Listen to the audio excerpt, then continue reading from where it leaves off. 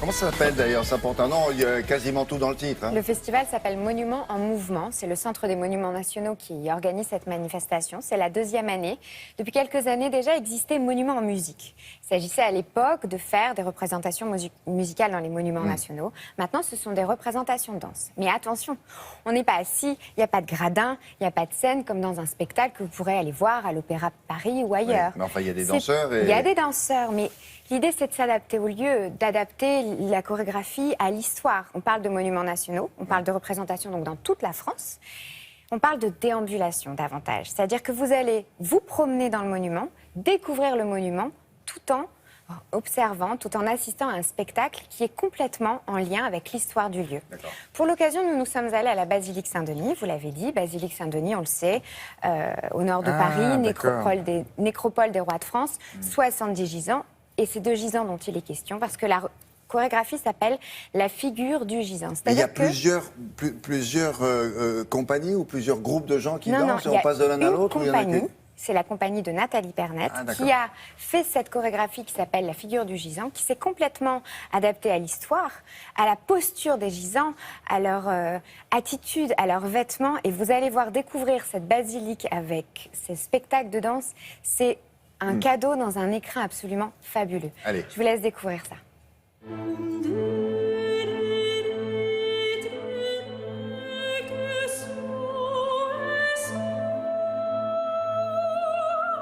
Nous sommes à la basilique cathédrale de Saint-Denis, qui est un des monuments du Centre des Monuments Nationaux. Donc on est vraiment dans la basilique, le tombeau des rois de France, qui est un monument extrêmement intéressant, d'une part par sa beauté, déjà par son élévation, par ses couleurs. Ce soir, nous présentons une chorégraphie qui s'appelle la figure du gisant. Ce qui est complexe, c'est effectivement de tenter de marier ce qui est un lieu de culte, encore en activité, et puis une danse qui est profane, même si elle n'est pas exempte de spiritualité. On réveille les morts, on réveille des âmes, et puis on leur donne un peu plus de corps, un peu plus de chair, un peu plus de vie au fur et à mesure du spectacle.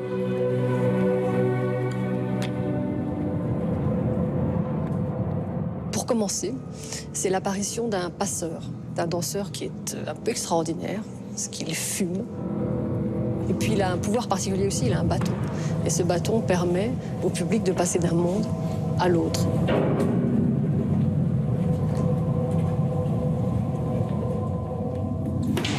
Première scène, nous découvrons des gisants allongés parmi les gisants qui, eux, se réveillent, retrouvent le souffle et puis disparaissent.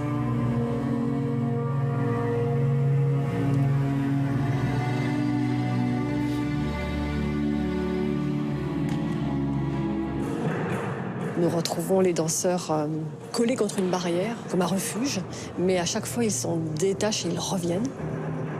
C'est le moment le plus gargouille du spectacle, celui où effectivement on convoque davantage les monstres et les diables de cette basilique, et où la tentative aussi d'être en lien avec le public est peut-être la plus forte.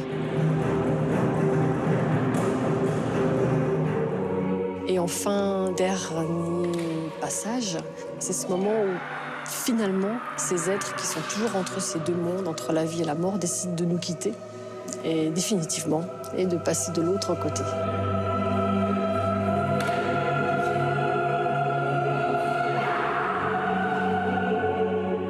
On arrive à avoir des émotions extrêmement fortes et surtout une nouvelle lecture du monument. Ce qui permet justement, au-delà de l'aspect très patrimonial, historique, qu'on peut parfois imaginer rébarbatif, réinterroger ces lieux-là, travailler la notion de joie et surtout travailler cette idée de mouvement. Donc de voir de la danse, mais aussi de mettre en mouvement un public.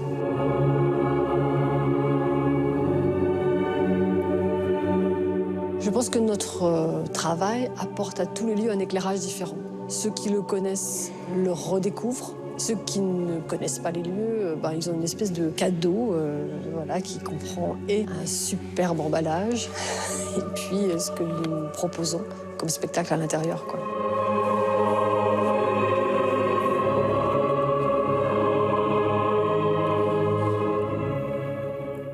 Voilà, Ah, ça se passe à la basilique Saint-Denis. Il y a des jours en particulier où... Il faut regarder sur le site et de D'accord. Télématin et du Centre des Monuments Nationaux. Et vous avez des représentations dans tous les monuments nationaux de France jusqu'en septembre. Oui. Ça a démarré là.